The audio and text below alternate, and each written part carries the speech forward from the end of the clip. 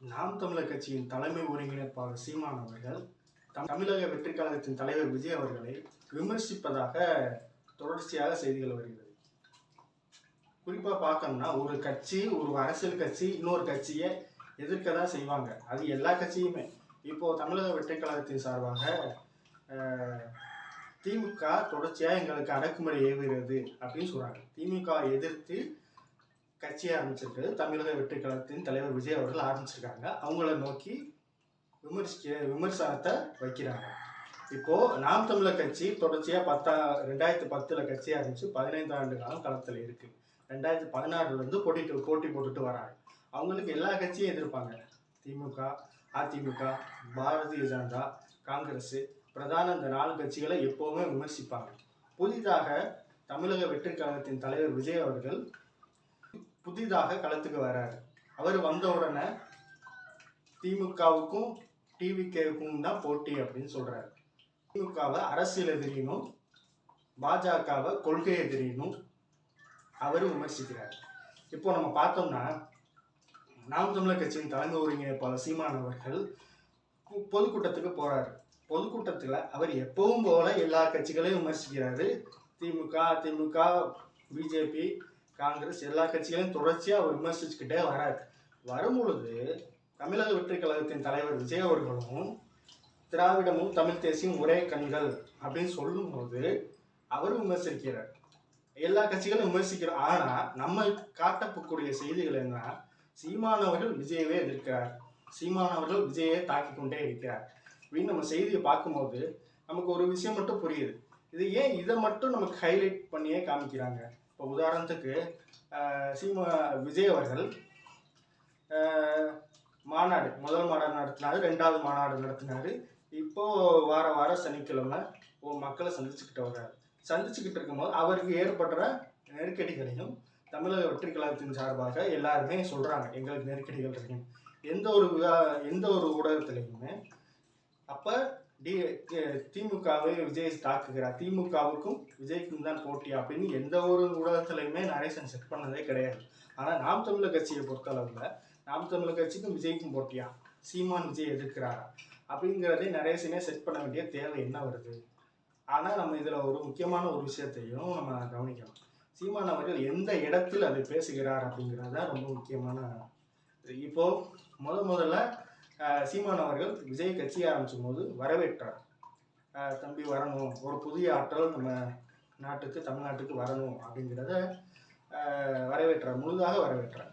அவர் வரவேற்றார். ஒரு தமிழராக தமிழ்நாட்டில் கட்சி தொடங்க அவருக்கு உரிமை இருக்கிறது அப்படின்னு சொல்லி ஒரு ரஜினிகாந்த் அவர்களை விமர்சித்தோம். அவர் ஏன்னா மான தமிழ் மண்ணில் மராட்டியருக்கு ஏன் இடம்னு சொல்லி ரஜினிகாந்த் அவர்களை கடுமையாக விமர்சித்தது நாம் தமிழர் கட்சி. ஆனால் விஜயை வரும்போது கடுமையாக விமர்சிக்கிறது. ஏன் எப்போது விமர்சிக்க தொடங்குகிறார்கள் அப்படின்னு பார்க்கும்போது, எப்பொழுது முதல் மாநாட்டில் தமிழ் தேசியமும் திராவிடமும் இரு கண்கள் அப்படின்னு சொன்னாரோ அப்பவே விமர்சிக்க ஆரம்பிச்சிட்டார். எப்போ விமர்சனத்தை முத வைக்கிறார் அப்படின்னு பார்த்தோம்னா நவம்பர் 1 தமிழ்நாடு நாள் அன்னைக்கு விமர்சனத்தை வைக்கிறார். இன்னொன்று ஒரு விஷயத்த குறிப்பாக நீங்கள் கவனிச்சிங்களா, தமிழ்நாடு நாள் நம்ம நாம் தமிழர் கட்சி தமிழ் தேசியவாதிகள் நவம்பர் 1 தான் கொண்டாடுவாங்க. ஆனால் அரசாங்க சார்பில் திமுக சார்பில் நம்ம ஒன்று சொல்லக்கூடும், என்னன்னா தமிழ்நாட்டுக்கு தமிழ்நாடு என்று பெயர் வைத்த நாளைத்தான் தமிழ்நாடு நாளாக கொண்டாட முடியும் திமுக சொல்லுவோம். ஆனால் தமிழ் தேசியவாதி நவம்பர் 1 கொண்டாடுவாங்க. நீங்கள் அந்த இடத்துல சீமான் விஜய் அவர்கள் விமர்சிக்கிறாரா?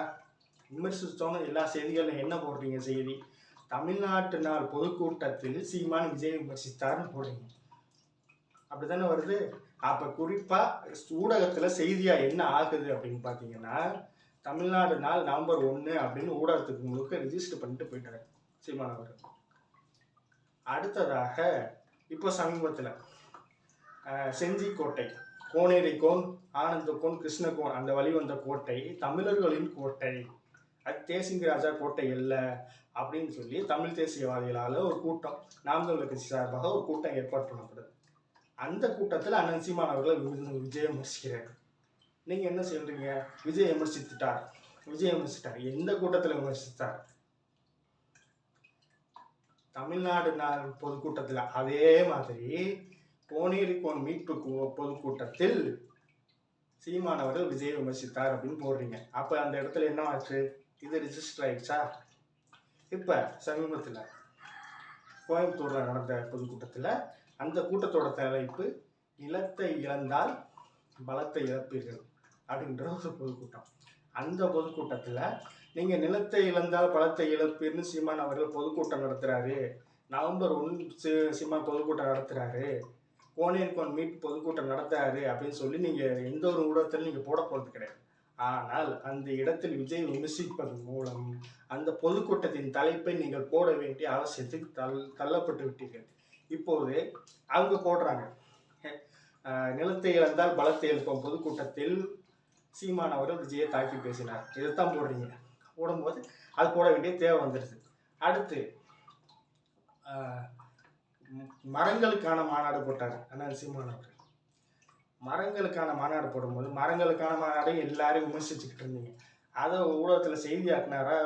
ஏன் இதை செய்தியாக்குறதை ஏன் தம்பி இவ்வளோ இதுவாக பேசுகிற அப்படின்னு சொல்லி சொன்னால், அன்னைக்கு முன்னாடி காலத்தில் தலைவர்கள் பேசுகிறத துணுக்கு செய்தியாக செய்தித்தாள்களில் போடுவாங்க.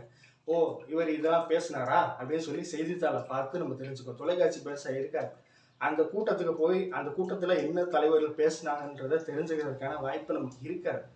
அந்த கூட்டத்துக்கு போய் கலந்துக்கிட்டால் மட்டும்தான் தெரியும். அப்படிங்கும்போது இந்த செய்திகளை மட்டும் பார்த்து தெரிஞ்சுக்கிறோம். ஆனால் இன்னைக்கு அப்படி கிடையாது. இந்த உலகத்தில் எந்த இடத்துல கூட்டம் நடந்தாலும் நம்ம போய் அங்கே உட்காரணும்னு தேவையில்லை. எல்லா இடத்துலையும் லைவ் எடுத்து போட்டுடுறாங்க. அப்படிங்கும்போது இப்போ விஜய் விமர்சித்தார் அந்த கூட்டத்தில், என்ன கூட்டம் அது அப்படின்னு சொல்லி மக்கள் தொடர்ச்சியாக அந்த கூட்டத்தை அவங்க பார்த்துருவாங்க.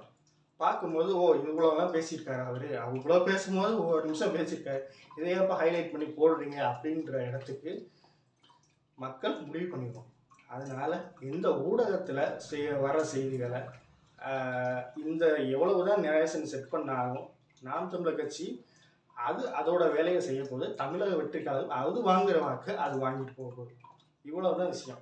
இதில் ஊடகம் அப்படிங்கிறது எனக்கு எல்லார் கையிலையும் வந்துருச்சு. கையில் அலைபேசி இருக்குது. அதுலேயே நம்ம எல்லாத்தையும் நம்ம பார்த்துக்கிறோம். இந்த செய்தியில் தான் இன்றைக்கி நான் உங்களோட பகிர்ந்துக்கணும்னு நினச்சேன். சப்ஸ்கிரைப் பண்ணி சப்போர்ட் பண்ணுங்கள்.